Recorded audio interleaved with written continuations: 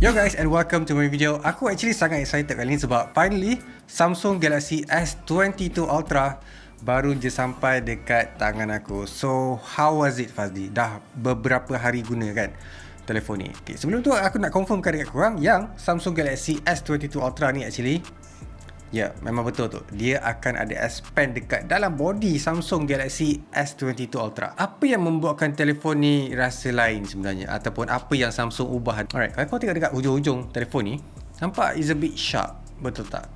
Apa yang membuatkan kau teringat bila nampak sharp edges macam tu? Samsung Galaxy Note. Betul. Tu satu. And then cuba kau tengok dia punya screen. Screen dia actually nampak tajam daripada biasa dekat dia punya corner tu. So dia akan ikut design telefon ni. Rasa nampak macam a bit macam KD bar kan. Yes, that thing pun datang daripada Samsung Galaxy Note. Not just that, cuba kau tengok dekat atas telefon ni. Yap, jangkaan aku memang tak salah. This is a Samsung Galaxy Note yang dijenamakan semula je jadi Samsung Galaxy S22 Ultra. Is it a bad thing? No, it's a good thing sebab kalau dia bawa Samsung Galaxy S22 Ultra yang tahun lepas ataupun yang biasa tu, kita takkan nak pun Samsung Galaxy S22 series. Okay, kenapa aku cakap macam tu? Sebab kalau kau tengok dekat mana-mana pasaran sekarang, semua orang boleh letak hardware yang sama kan. Tapi yang ni je ada design macam ni and ada S Pen macam yang aku cakap dekat bawah ni kalau korang nak guna. Yang mana sebelum ni ataupun mana-mana telefon susah nak ada S Pen built-in dekat dalam dia punya telefon. Satu benda yang Note series user akan perasan adalah dia punya color. Yes, color ni actually sama macam Note series yang a few years back. Maksudnya dekat sini, sebelum ni tak ada tau S series warna macam ni. This is a burgundy color. And dia punya color actually nampak professional, betul tak? Yelah, untuk orang yang pakai S Pen memang akan lebih serius lah kan. So untuk yang S series macam colourful, lebih ceria, fokuskan kepada orang yang aktif kan. So this is a different kind of feeling. So nampaklah Samsung nak ambil specialty yang ada dekat Note series, letak dekat dalam S series, since dia je yang ada specialty untuk ada semua benda all in one. And ada benda lagi yang aku nak bagi tahu dekat korang, that is dia punya, walaupun aku cakap telefon ni nipis, dia tak lack of feature tau. So korang pernah pakai Samsung Galaxy S21 Ultra, dia support S Pen, betul tak? So S Pen dia is a bit lain kan. So disebabkan telefon ni nipis ataupun S Pen ni actually lagi nipis and boleh masuk dekat dalam telefon, dia tak lack feature tau. Yang sebelum ni ada macam action je ataupun air action. Kau pernah tengok tak iklan-iklan yang buat macam pusing-pusing, angkat, bawah, tekan sebagainya tu?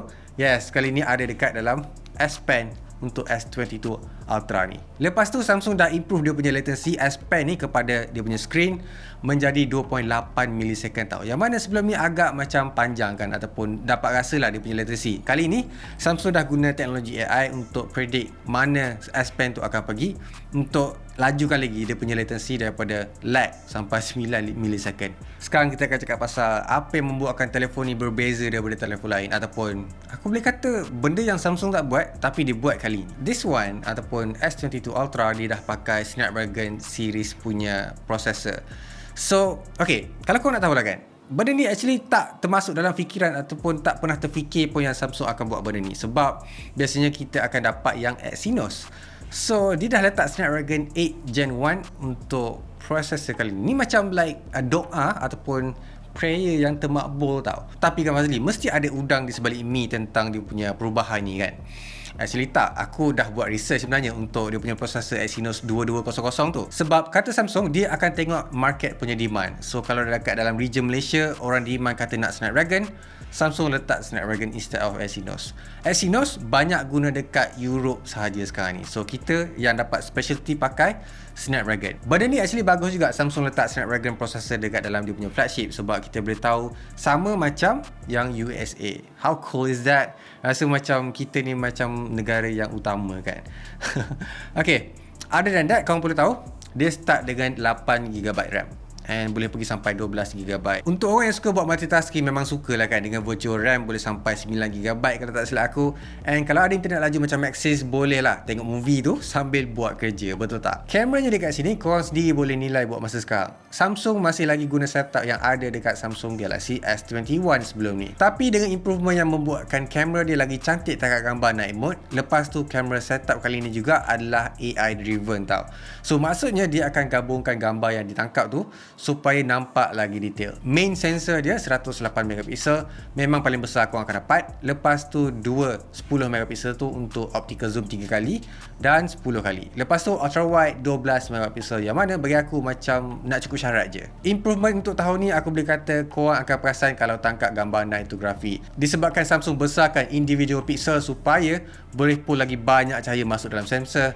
Tapi bukan tu je challenge dia. Samsung nak counter balik, letak clear glass lens so tak nampak glare yang biasa korang nampak bila guna pada waktu malam. One of the biggest selling point untuk telefon Samsung usually apa benda tu? Screen, betul tak? Yes, kali ni Samsung letak 6.8 inci screen yang ada dekat Samsung Galaxy S21 sebelum ni masuk dekat telefon ni, and then dia still ada 120Hz. Not to mention Quad HD display still ada dekat sini. So tahun ni Samsung decide untuk enhance screen tu untuk jadi lagi better. Apa maksud engkau, Fazli? Okay, ada dua improvement yang korang perlu tahu pasal screen kali ni. Satu, dia punya brightness. That is sebelum ni 1500 nits of brightness.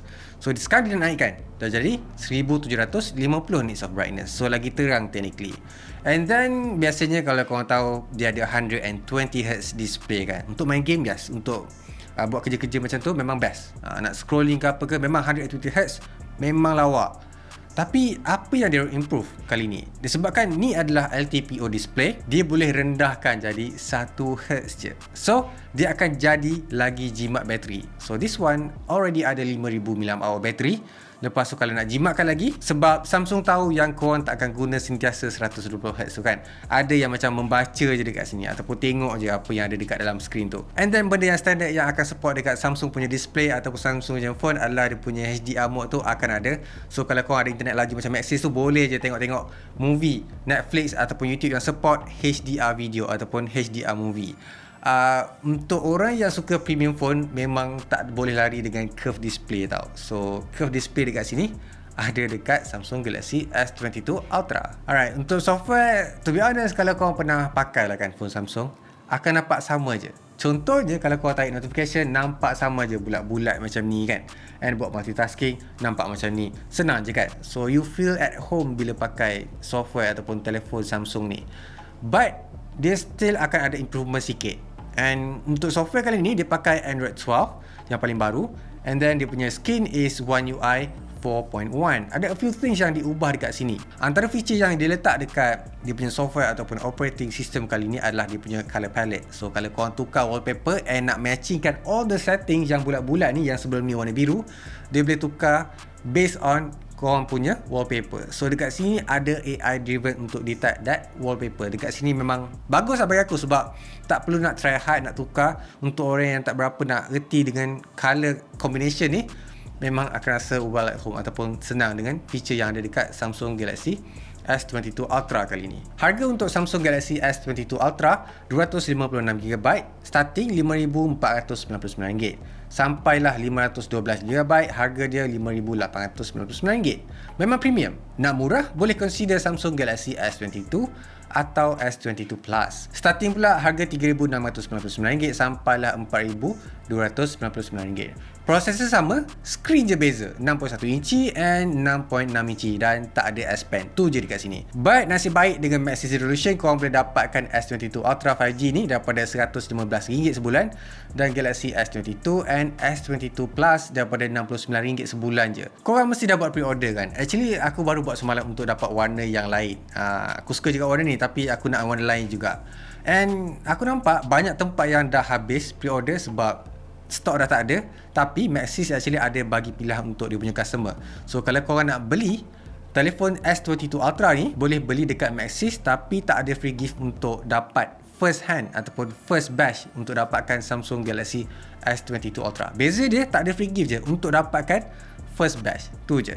Okay, kalau korang nak tahu juga, boleh je tekan link dekat bawah ataupun search je Maxis Galaxy S22 Ultra ataupun S22 series dekat link dekat bawah. Tapi macam biasa, aku akan review Samsung Galaxy S22 Ultra ni, sama dia bagus ataupun dia tidak, ataupun ada isu ke, ataupun dia memang betul-betul dapat slash all the flagship yang ada dekat luar sana. So subscribe untuk tahu pengalaman aku pakai Samsung Galaxy S22 Ultra ni.